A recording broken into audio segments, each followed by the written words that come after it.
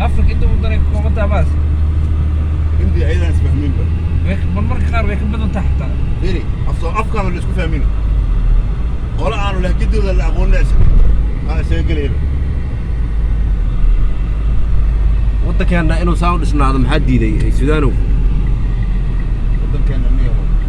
qabyaaladii quranka balaayan waddanka garoonka ciyaal yarna loo talay aye ciyaal geerka garoonkooda marayna naadi ahli magaciis garoonkan naadi ahli yaa naadir ahli marka ilmihii meeshay ku ciyaarayeen loo dhisay annaga ilmo iska dhaafay waddankii aan qaribnaba haye marka waddankeena ilaahay yaa u maqan ilmaheena macnaha waddanka ilmihiisa iyo dadkeena waaweyn ee waddankeena joogo waxa qiimo badan miyaa ilmaha waddanka joogo ilmaha waddanka joogo qiimay leeyihiin garoon baa loo dhisay soo ma jeedid waa dhisma ku socda waa loo dayactirayaa waa garoonka hadda shaqada socda ilmaha mustaqbalka oo ahli u ciyaari doona waay ma sha Allah aye anaga laakiin ma laga yaabaa inaan heerkaan gaarno waa laga yaabaa inaa agtiisa waxa waaye waxba lama aha waxba lama aha see lagu gaari karaa marka waddan kastoo dhisan dadkiisa lagu gaari karaa gacmo wada jiri wax ku gooyaan in gacmahaas qabsanno magaaladii quranka aan ka dhaafno waddanka aan jeclaano xubbul waddan wax la yidhaaha jira waddankeena inaan jeclaano waddani aan qofku waa inay ka muuqata waddaninimo sidaas waddan ku dhismi karaa waddankaas ku dhismi karaa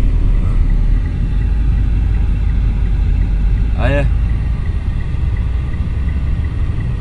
ما شاء الله وحقيقة جرتا ودن كستا waxaa dhiso dadkiisa dawladda la sheegayna waxa waaye waa dadka weey waa muwaadinka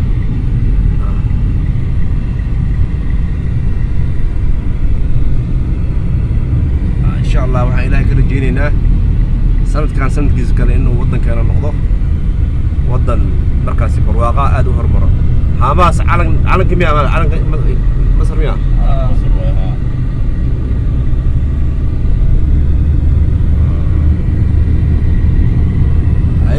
هذا السودان وهدي ودك في هذيك ما بكون غليه هذه قلنا كان واحد والله ما أعرفه سيانا وصل هو قربة فإذا ما راح مركب ودن كان إلهي نبضها نقدره إن شاء الله